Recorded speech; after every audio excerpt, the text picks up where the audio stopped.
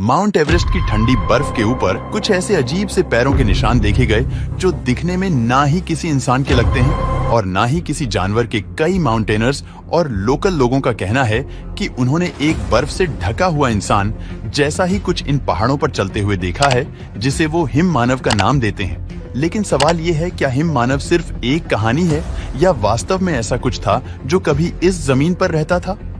और क्या हो जो क्रिएचर्स जिनके बारे में हम सिर्फ कहानियों में सुनते आए थे, जैसे ड्रैगन्स जो हवा में उड़ने वाली बड़ी छिपकली की शक्ल जैसे होते थे, जिनके सामने इंसान मानो जैसे खिलौना हो और जो अपने मुंह से आग निकालकर सब कुछ जला डालते हो, या फिर वेयरवुल्फ जो किसी भी इंसान, यहाँ तक कि एक नॉर्मल वॉल्फ से भी कई गुना ज्यादा बड़े और खूंखार हों, जो रातों को अपना शिकार किया करते थे। इसके अलावा मरमेड और क्रैकन वगैरह जैसे बहुत से मिथकीय क्रीचर्स क्या हो, अगर ये क्रीचर्स कभी असल में इस दुनिया में जिंदा रहे हों। और सबसे हैरत की बात तो यह है कि कई लोग यह दावा करते हैं कि उन्होंने इन खतरनाक और जानलेवा क्रीचर्स को अपनी आंखों से देखा है, और वो भी जिंदा। आज की वीडियो में हम एक्सप्लोर करेंगे कुछ ऐसे मिस्टीरियस और माइटिकल क्रिएचर्स को जो शायद सिर्फ कहानियों का हिस्सा नहीं, बल्कि किसी जमाने में हकीकत में इस दुनिया पर मौजूद थे, या शायद आज भी मौजूद हो। पुराने लोगों की कहानियों के मुताबिक ईस्ट पर मौजूद बड़े और गहरे समंदर के नीचे कुछ बहुत ही अजीब चीजें रहती थी। यह ना तो कोई मछली थी और ना ही कोई इंसान, बल्कि यह इस दुनिया में रहने वाले किसी भी क्रिएचर से ज्यादा डरावना दिखता था, और इसका नाम था कापा। जापानी कहानियों के मुताबिक लोग इन्हें समुद्री शैतान कहकर पुकारते थे, जो साइज में तो छोटे होते थे और हम इंसानों जैसे दिखते थे, लेकिन इनका बॉडी कलर ग्रीन हुआ करता था और उनकी कमर पर एक कछुए की तरह का मजबूत शेल बना होता था, और उनका सिर किसी जादुई पानी से भरा होता था। लेकिन सबसे अजीब बात तो यह थी कि अगर इनके सिर से यह जादुई पानी खाली हो जाता या गिर जाता तो वह अपनी सारी ताकतें खो बैठते थे। कहानियों के मुताबिक लोग इनसे बहुत ज्यादा डरते थे, क्योंकि यह लोगों को पकड़कर, खास तौर पर बच्चों को पकड़कर गहरे समंदर में ले जाते थे, जिनके बाद बच्चे या वो इंसान कभी भी जिंदा बाहर नहीं आ पाता था। आज भी जापान के कुछ पुराने लोगों के मुताबिक यह क्रिएचर जापान के किसी अनजान जंगल या समंदर के गहराइयों में छुपा है, जो रातों को निकलकर आसपास घूमने वाले जानवरों और लोगों को पकड़कर समंदर की गहराइयों में ले जाता है। दोस्तों, अब चलते हैं अगले क्रिएचर पर। गॉडजिला एक बहुत बड़ी छिपकली की तरह दिखने वाला क्रिएचर है, जिसकी हाइट तकरीबन 300 फुट से भी ज्यादा लंबी होती है, और जो न्यूक्लियर टेस्ट की वजह से फैलने वाली रेडिएशन के चलते जाग जाता है। यह समंदर की गहराइयों से निकलता है, अपने मुंह से बहुत ही खतरनाक आग निकालता है और अपने रास्ते में आने वाली हर चीज को तबाह कर डालता है। वैसे सुनने में तो यह वाकई किसी फिल्मी सीन की तरह लगता है, लेकिन आज से लाखों साल पहले एक ऐसा डायनासोर था जिसे वैज्ञानिक स्पिनोसॉरस का नाम देते हैं, और उनके अनुसार इस डायनासोर के अंदर गॉडजिला जैसी काफी चीजें मिलती जुलती थी।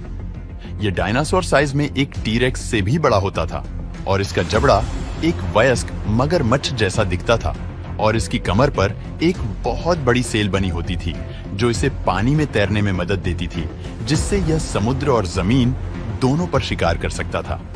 कुछ साइंटिस्ट का मानना है कि गॉडजिला दरअसल स्पिनोसॉरस और दूसरे बड़े रेप्टाइल जैसे एक्सटिंक्ट क्रिएचर को ध्यान में रखकर इमेजिन किया गया है, और मूवीज और तरह तरह की कहानियों ने इस क्रिएचर को और भी ज्यादा पॉपुलर बनाने के साथ साथ लोगों के दिलों में यह सवाल डाल दिया है कि क्या गॉडजिला कभी इस दुनिया पर मौजूद था, और अगर था भी तो उसके फॉसिल हमें आज तक क्यों नहीं मिल पाए, या फिर इसका रिश्ता सिर्फ मूवीज और मिथ्स तक ही है।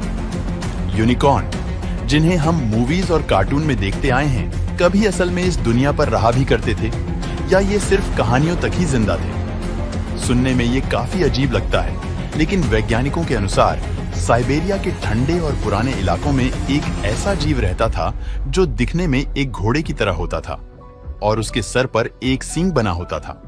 बिल्कुल आज के राइनो की तरह एक क्रिएचर तकरीबन 10 फुट जितना लंबा होता था, और इसका वजन एक ट्रक जितना वजनी होता था। जब लोकल लोगों ने इसके फॉसिल्स देखे तो उन्हें लगा कि यह एक यूनिकॉर्न है, जिसे वह आज तक सिर्फ कहानियों में सुनते आते।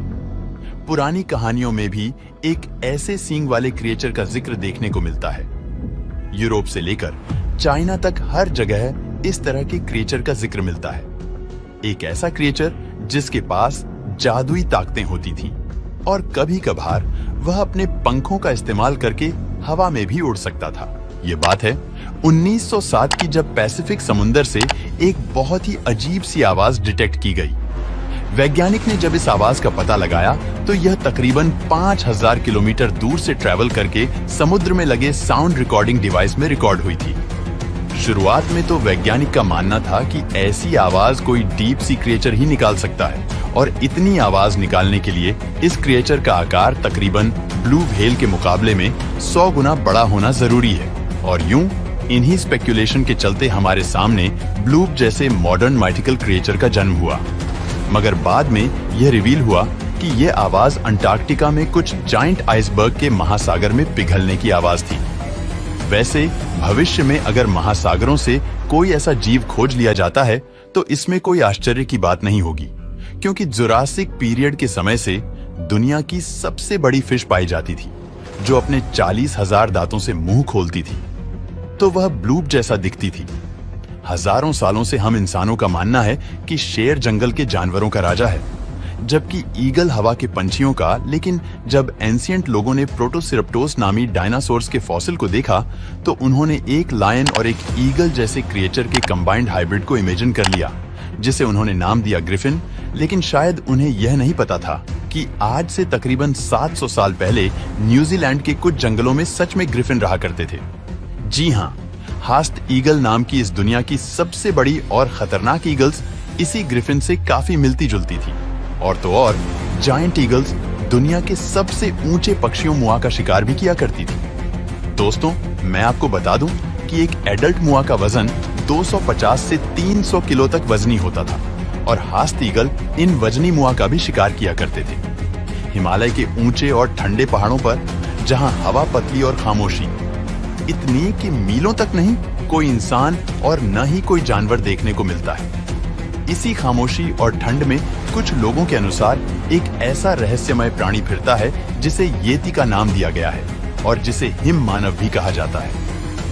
कुछ लोगों के मुताबिक इस क्रिएचर की हाइट 12 से 15 फीट जितनी लंबी होती है, और इसके पैर इतने बड़े होते हैं कि जब यह बर्फ के ऊपर से चलकर गुजरता है तो बर्फ का वो हिस्सा 1 फुट तक जमीन के अंदर धंस जाता है।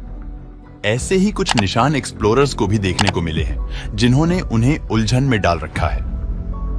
कुछ लोगों का यह मानना है कि यह सिर्फ एक कहानी है, लेकिन हिमालयन रीजन में रहने वाले शेरपा ट्राइब के लोगों का यह मानना है कि उन्होंने इस बीस्ट को अपनी आंखों से देखा है, जो रात के वक्त ठंडी और बर्फीली हवाओं को पार करता पहाड़ों के ऊपर चलता है।